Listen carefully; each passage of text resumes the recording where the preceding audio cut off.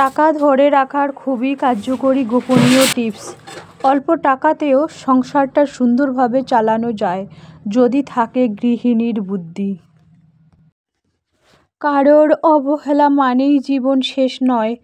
একজনের কাছে তুমি মূল্যহীন হতে পারো, কিন্তু সবার কাছে নয়।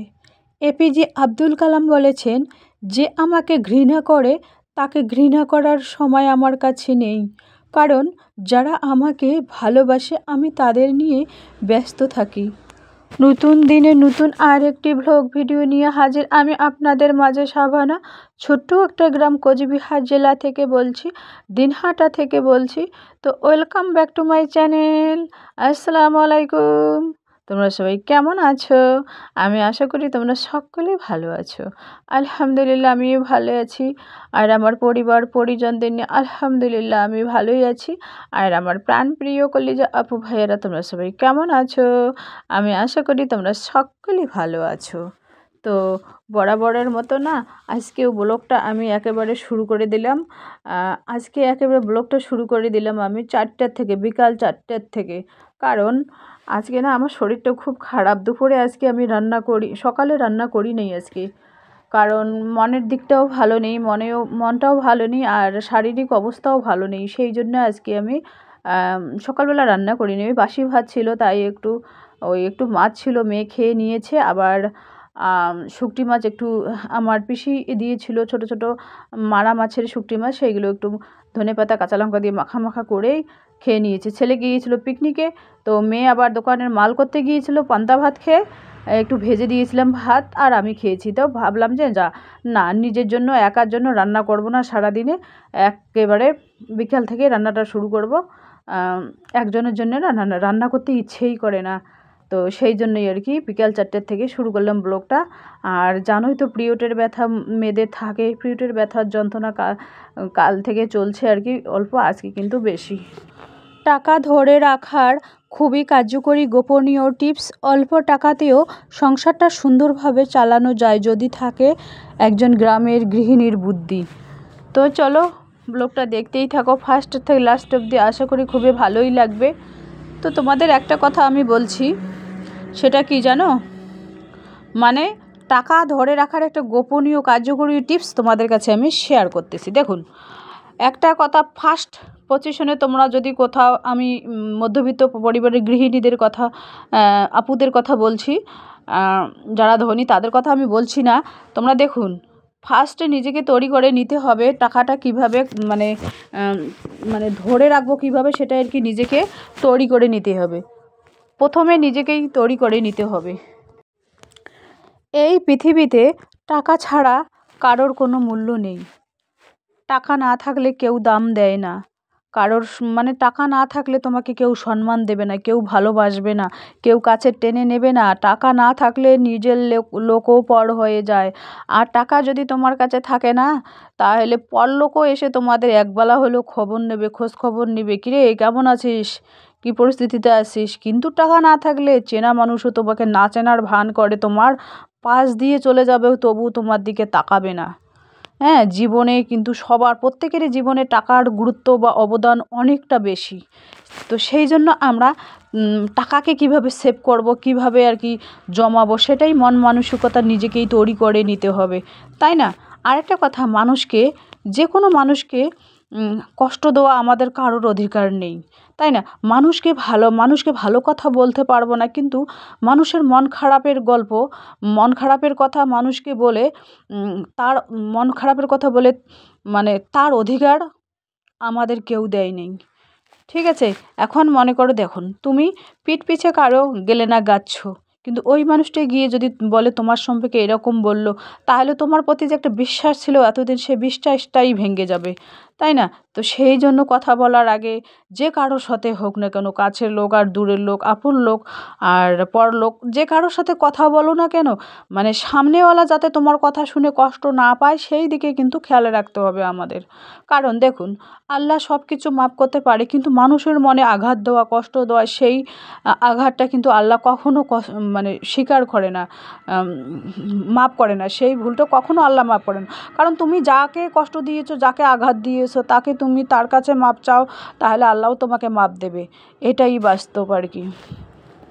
তো তোমাদের আমি বলছি একটা কথাই, যে দেখুন টাকা, এখন যদি আমরা টাকাকে সেভ করি তাহলে পরবর্তীকালে ইয়ং বয়সে যদি আমরা টাকাকে সেভ করি, কিন্তু বৃদ্ধ বয়সে কিন্তু টাকাই আমাদের সেভ করবে। এটাই হলো মূল মন্ত্র, মানে টাকা ধরে রাখার খুবই কার্যকরী গোপন টিপস।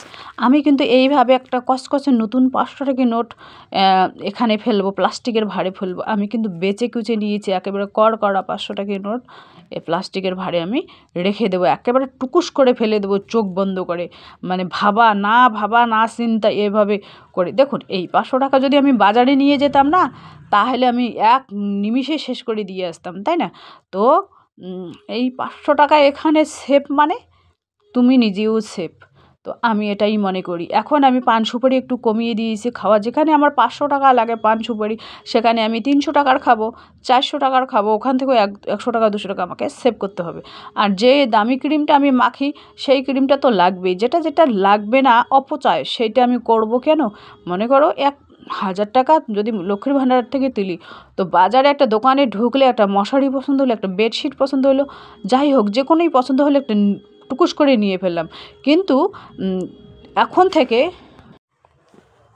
এই যে দেখুন, তোমাদের একটা কথা আমি বলছি, এভাবেই কিন্তু আমি প্রত্যেক মাসে আমি 1100 টাকা করে জমাই। এভাবে যদি প্রত্যেক মাসে 1100 টাকা করে জমাই, তাহলে বছরের শেষে হচ্ছে আমার কত, 12,000, ওই পাশে হচ্ছে 1200, তার মানে 13,200 টাকা আমার বছরে আমি সেভ করতে পারছি প্লাস্টিকের ভাঁড়ে। টাকা ধরে রাখার খুবই কার্যকরী গোপনীয় টিপস। অল্প টাকাতেও সংসারটা সুন্দরভাবে চালানো যায় যদি থাকে গৃহিণীদের বুদ্ধি। আর একটা কথা তোমাদের বলছি, যদি আমাদের প্রত্যেক গৃহিণীদের মাথায় বুদ্ধি থাকে না, তাহলে কিন্তু মানে অল্প টাকাতেও সংসারটা চালানো যায়। মানে সেটা বুদ্ধি করতে হবে গৃহিণীদের, মানে প্রত্যেক ঘরের গৃহিণীদের কিন্তু বুদ্ধি খাটাতে হবে। তো এই যে দেখুন, এখানে মুদিখানার চালের বস্তা একটা ঢেলে নিলাম। তো যাই হোক, মানে এইভাবে সুন্দরভাবে যদি তোমরা অল্প ইনকামেও সংসারটাকে সুন্দর করে মানিয়ে গুছিয়ে চলতে পারো, তাহলে ভালো। জীবনে যদি সব কিছু জিনিস তুমি সংসারের মধ্যে মানিয়ে গুছিয়ে চলতে পারো না, তাহলে কিন্তু ছেলে মেয়ে স্বামী শ্বশুর শাশুড়ি সবাই তোমাকে পছন্দ করবে। মানে ওদের কথা মতো যদি তুমি চলো, তাহলে তুমি কিন্তু সব থেকে বেস্ট গৃহিণী। আর যদি ওদের কথা মতো না চলো, তাহলে কিন্তু বেস্ট থেকে বেস্ট হতে পারবে না কোনো দিনও। তো সেই জন্যই আমাদের প্রত্যেক গৃহিণীদের কিন্তু বুদ্ধি খাটিয়ে সংসারটা চালাতে হবে। একবেলা আলু সিদ্ধ ভাতও খেতে হবে, একবেলা ডাল সিদ্ধও খেতে হবে, আর একবেলা ডিমও খেতে হবে, একবেলা মাছও খেতে হবে। 3 বেলায় মাছ মাংস দুধ দই কলা কদলি ফলমূল, ওইগুলো কিন্তু আমাদের মধ্যবিত্ত পরিবারের কপালে জোটে না। তো সেই জন্য আর কি আমাদের স্বাদ আর সাধ্যের মধ্যে কিন্তু আমাদের খেতে হবে, পড়তে হবে, সংসারটা সুষ্ঠুভাবে চালাতে হবে।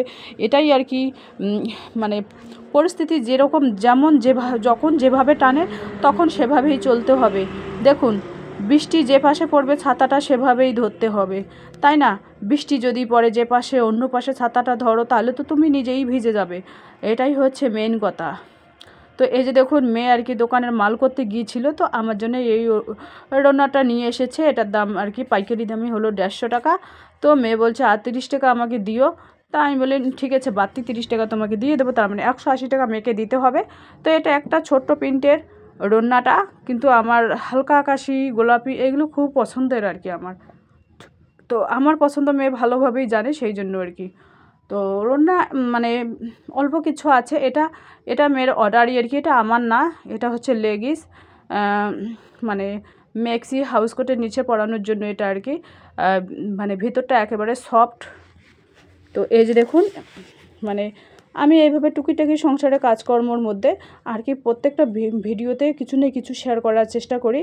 আর ফুলফিল ভিডিও আমি যদি নাও দেই, তাহলে কিছু হলেও সংসারে কিছু কাজকর্ম হলেও, অল্প কিছু কাজকর্ম হলেও তোমাদের কাছে আমি শেয়ার করার চেষ্টা করি। তো চলো, আজকের ব্লগটা এই পর্যন্তই। ততক্ষণ তোমরা সবাই সুস্থ থাকো, সাবধানে থাকো। টাটা, আল্লাহ হাফেজ। আর আমার ব্লগটা যদি ভালো লাগে, যারা নতুন আছো তারা আমাকে অনেক ভালোবাসা দিও। আর যারা পুরাতন আছো তারা তো আমাকে ভালোবাসা দিয়েই যাচ্ছ। তো চলো, আজকে আর বেশি কথা না বাড়িয়ে